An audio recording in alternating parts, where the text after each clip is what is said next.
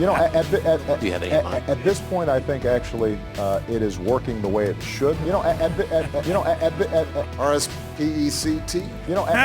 If you rent a U-Haul to move your company, I wanted to ask Jeff to play that again. Instead of playing the regular bumper that we usually play coming out of the first break, I had Jeff play a little bit of the opening sequence of the program today. I thought that was kind of a brilliant audio montage of listening to the most brilliant man in the world spell respect, R-S-P-E-C-T. In fact, let's grab those sound bites right now. This is clip number 1, Rob. Let's start off with this. This is President Obama. Last night, they're having a soul jam thing at the White House. They're doing something at taxpayer expense where they bring all these artists in there, whether it's country western or whatever, and have them kind of do their thing, strut their stuff there in the White House. It's all part of President Obama being Mr. Hip and Mr. Cool and Mr. all of that kind of thing. So he's introducing Aretha Franklin, and listen to how he spells the word R-E-S-P-C-T. Dan Quayle got nothing on Barack Obama.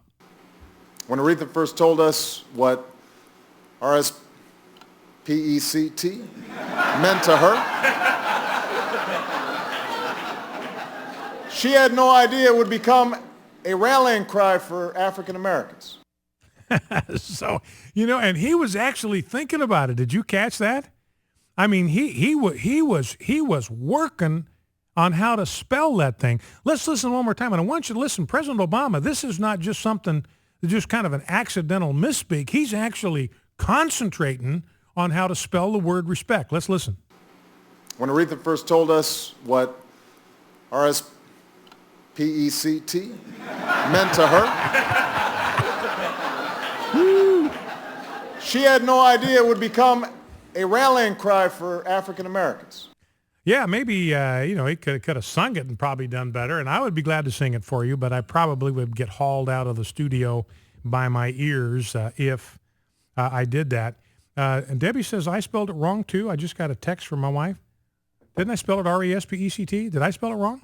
R-E-S-P-E-C-T. Anyway, Debbie says I misspelled it, too, which is pretty bad because I want to tell you, ladies and gentlemen, is one of my claims to fame, 1964.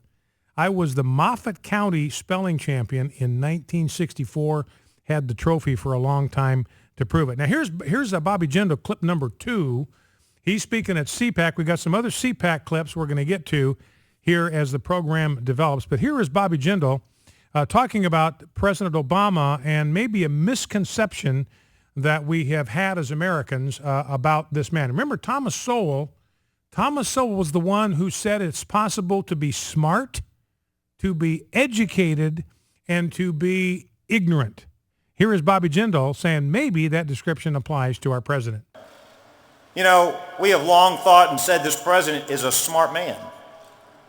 It may be time to revisit that assumption.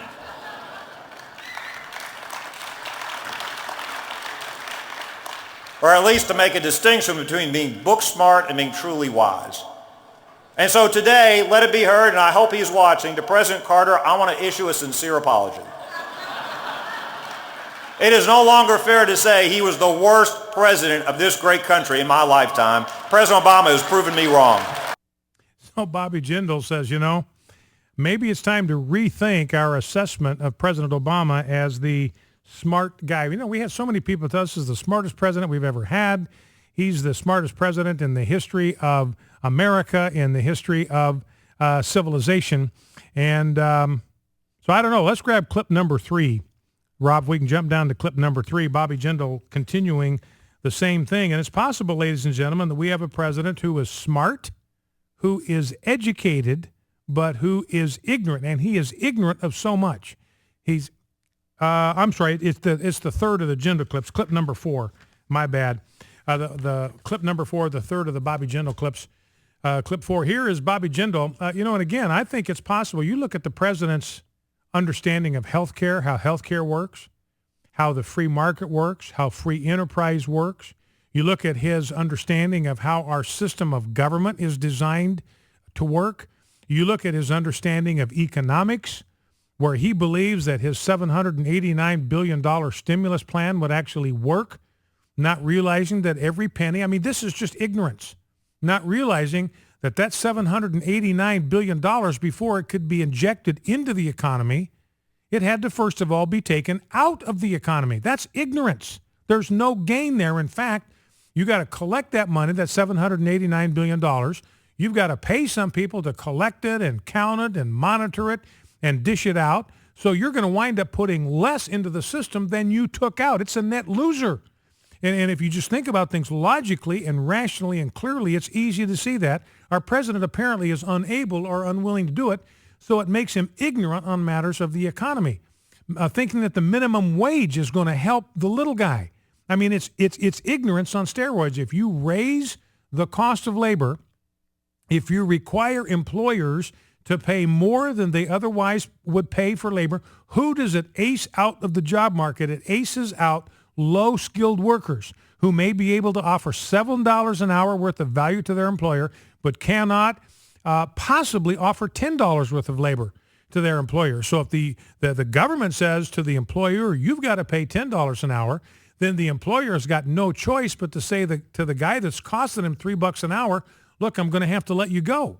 I'm going to have to let you go because I need to bring somebody in who can produce at least $10 worth of labor for this enterprise. Otherwise, before long, we're all out of business and nobody's got a job. So I believe the president is smart, he is intelligent, and he is ignorant.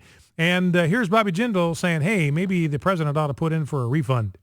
You know, I'm not for lawsuits, and I'm not about suing people, but we've got a constitutional scholar as president. Strikes me he might benefit, we might benefit if he actually reads the Constitution every now and then. This president graduated from some of the best schools in the country. If I were him, and if he would like some free advice, if I were him, I'd consider suing Harvard Law School to get his money back, because I'm not sure what he learned in 3 years. That's Bobby Jindal, time for a refund from Harvard Law School. So that I believe, encapsulates our president. He is smart. Bobby Jindal says maybe not as smart as we thought, but there's no question he's a bright guy. He is educated, but he is ignorant because he has learned all of the wrong things. All right, Rob, if we can shift gears, I'd like to put another segment together here in